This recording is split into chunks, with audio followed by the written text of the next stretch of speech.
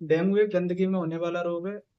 जितनी ज्यादा गंदगी होगी उतना ज्यादा मच्छर पैदा होगा, जिसके परिणाम स्वरूप डेंगू का प्रकोप भी उतना ही ज्यादा होगा। आज जो देश विकसित है, जहाँ पर साफ सफाई का ध्यान रखा जाता है, ऐसे देशों में डेंगू का प्रकोप ना के बराबर है। जबकि ऐसे देश जहाँ अभी विकासशील है, वहाँ पर गंदगी रहती है। ऐसे देशों में डेंगू का प्रकोप बहुत ज्यादा है। दोस्तों, डेंगू की ना तो अभी तक कोई दवाई बनी है, ना इसका कोई टीका है, ना इसकी कोई वैक्सीन है। इसकी चार तरह की प्रजातियां होती हैं, चार तरह का विषाणु होता है, जो कि दोस्तों भारत में दुर्भाग्य से पाए जाते हैं। नमस्कार दोस्तों, स्वागत है आपका मेरे YouTube चैनल फार्मासाइट 2.0 में। आज हम लोग बात करेंगे डेंगू के कारणों, लक्षणों, इलाज और सावधानियों के बारे में, और इसमें कौन कौन सी जांचें करानी चाहिए। तो दोस्तों, आइए बात करते हैं सबसे पहले इसके कारणों के बारे में। इसका जो वायरस होता है वो होता है फ्लेवी वायरस, जो कि मादा मच्छर एडीज में पाया जाता है।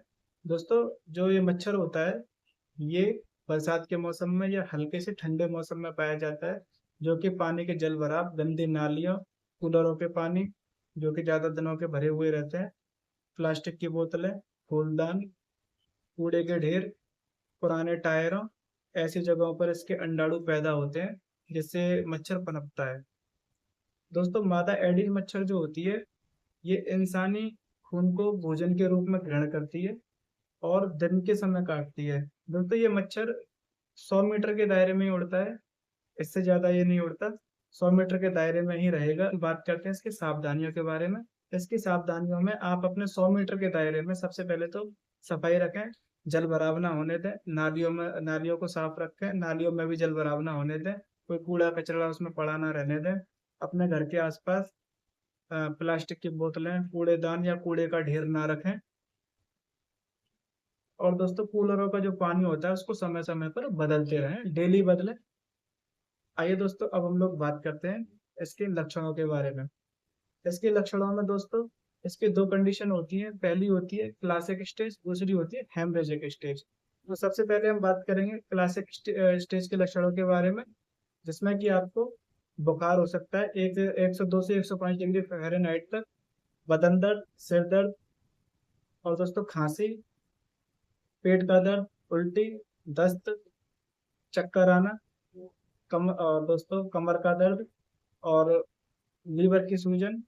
ये सब क्लासिक स्टेज के लक्षण होते हैं। दूसरी आती है दोस्तों हेमरेजिक स्टेज। हेमरेजिक स्टेज में आपको कान, नाक, या फिर जो है मुंह, बलद्वार, पेशाब के रास्ते, कहीं से भी ब्लड आ सकता है, खून आ सकता है। आइए दोस्तों, अब बात करते हैं हम इसकी जांच के बारे में कि इसमें हमें कौन कौन सी जांचें करानी चाहिए। तो सबसे पहले तो दोस्तों इसमें हम सीबीसी, एलएफटी, केएफटी और एक डेंगू की जांच कराएंगे। क्योंकि डेंगू वायरस जो होता है वो प्लेटलेट को खाता है, और हमारी डब्ल्यूबीसी जो वाइट ब्लड सेल्स होती है, इन दोनों को ही मारने का काम करता है, इन दोनों को ही तोड़ता है।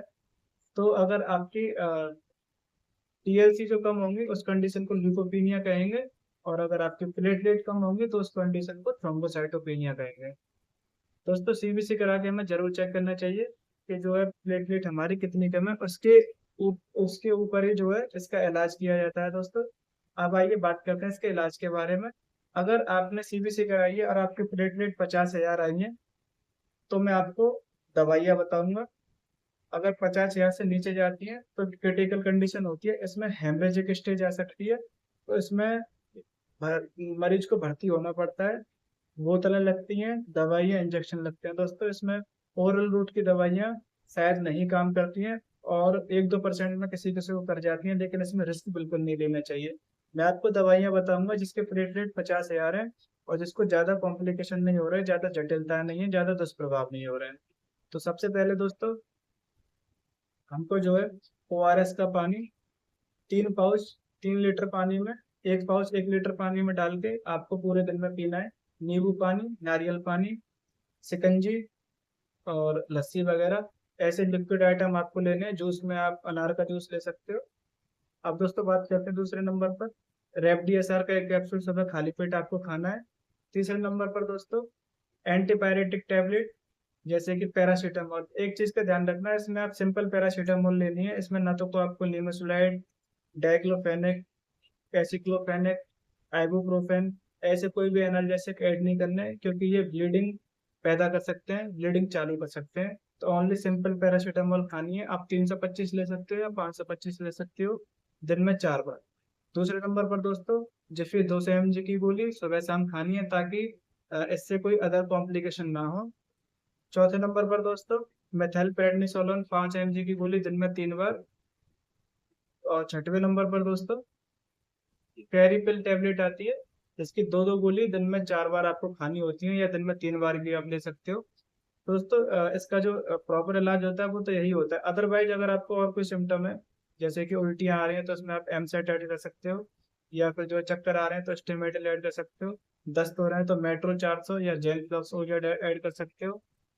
अगर दोस्तों आपको जो है ये नॉर्मली सिम्टम है, पेट में दर्द वगैरह है, तो आपको अल्ट्रासाउंड वगैरह कराना पड़ेगा। अगर एलएफटी में एसजीओटी एसजीपीटी बढ़े हुए आ रहे हैं, तो ऐसी कंडीशन में आप हेपामर्ज या लिफ्टी 2 की सीरप इस्तेमाल कर सकते हो।